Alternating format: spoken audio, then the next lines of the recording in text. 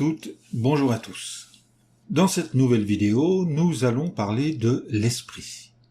Alors cette vidéo fait un peu suite à celle où nous avions discuté de l'âme. Nous avions défini bibliquement ce qu'était l'âme et nous avions vu que l'âme, c'est la personne tout entière. Certains pensent que le mot « esprit » n'est qu'un autre mot pour âme, et ils citent ce verset à l'appui de leur affirmation.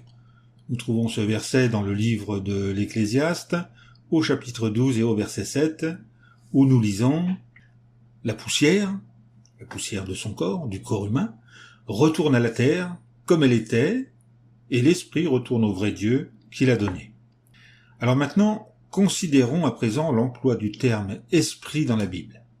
La Bible indique clairement que les mots « esprit » et « âme » désignent deux choses différentes.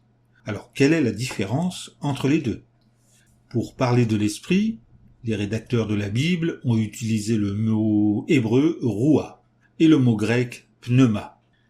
Les Écritures elles-mêmes indiquent le sens de ces mots.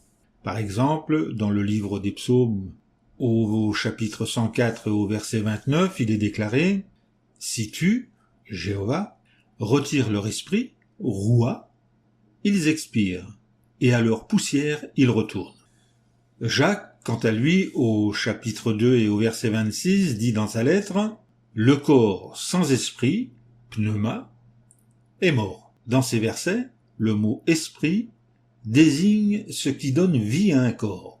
Sans esprit, le corps est mort. C'est pourquoi dans la Bible, le mot « roua » est rendu non seulement par « esprit », mais encore par « force », c'est-à-dire la force vitale. Par exemple, au sujet du déluge, Dieu a dit « J'amènerai le déluge des eaux sur la terre pour ravager de dessous les cieux toute chair dans laquelle la force, roua, c'est-à-dire la force de vie, est en action. » Selon le livre de la Genèse, au chapitre 6 et au verset 17. L'esprit est donc une force invisible, c'est-à-dire l'étincelle de vie qui anime toutes les créatures vivantes.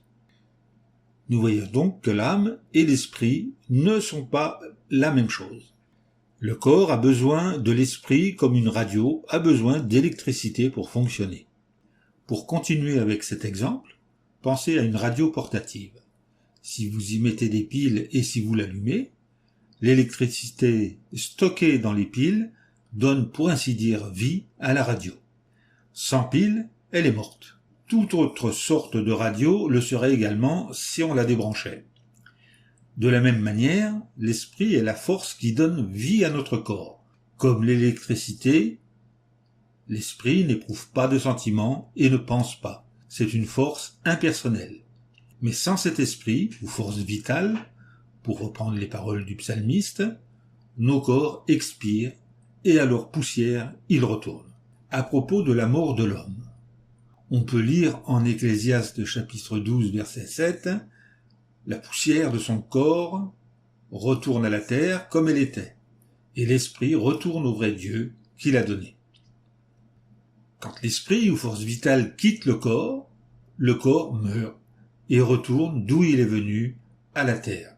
De même, la force vitale retourne d'où elle est venue, c'est-à-dire à Dieu.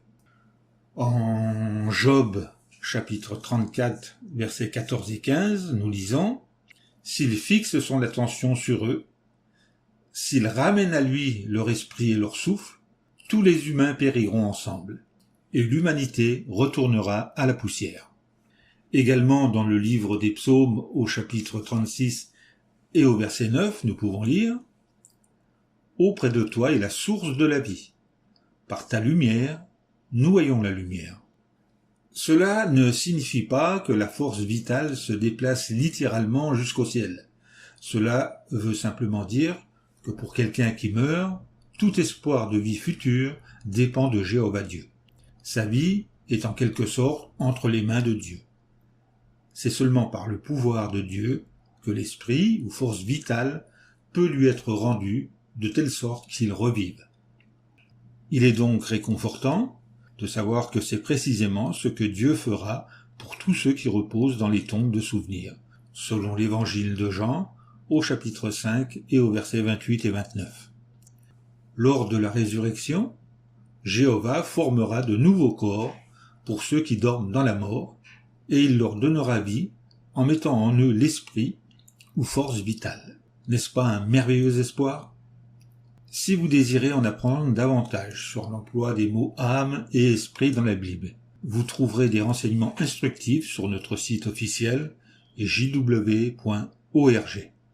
Voilà, cette vidéo est terminée et comme d'habitude, je vous dis soyez béréens, creusez la Bible et à bientôt pour une nouvelle vidéo.